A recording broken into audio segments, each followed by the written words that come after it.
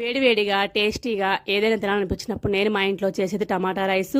పిల్లలు లంచ్ బాక్స్లో పెట్టిన మొత్తం గాలి చేసుకొస్తారు. దీనికోసం స్టవ్ పైన కళాయి పెట్టుకొని ఆయిల్ వేసుకొని గరం మసాలా, పోపులు, ఎండుమిరపకాయలు, పచ్చిమిరపకాయలు, ఉల్లిపాయ ముక్కలు, కరివేపాకు వేసుకొని జీడిపప్పు కూడా యాడ్ చేసుకొని ఒక 5 మినిట్స్ బాగా ఫ్రై చేసుకోవాలి. ఇలా ఫ్రై అయిన తర్వాత అల్లం వెల్లుల్లి పేస్ట్ యాడ్ చేసుకొని పచ్చివాసన పోయేంత వరకు మళ్ళీ ఫ్రై చేసుకోవాలి. తర్వాత టమాటా ప్యూరీని యాడ్ చేసుకోవాలి. ముక్కల కంటే ఇలా వేసుకుంటే చాలా బాగుంటుంది.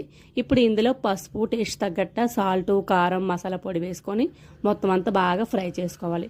ఫ్రై చేసుకున్న తర్వాత ఇప్పుడు ఇందులో 1 లేదా 2 స్పూన్లు పెరుగు యాడ్ చేసుకోవాలి. పెరుగు యాడ్ చేసుకున్న తర్వాత మళ్ళీ ఒక 5 మినిట్స్ బాగా ఉడికించుకోవాలి. ఉడికించుకున్న తర్వాత మనం ముందుగా ఉడికించి పెట్టుకున్న రైస్ని అయితే యాడ్ చేసుకొని మొత్తం అంతా బాగా కలిసేటట్టు కలుపుకోవాలి. మీ ఇంట్లో కానీ చేసి పెట్టారంటే మళ్ళీ మళ్ళీ కావాలని అడిగి చేయించుకుంటారు, అంత బాగుంటుంది.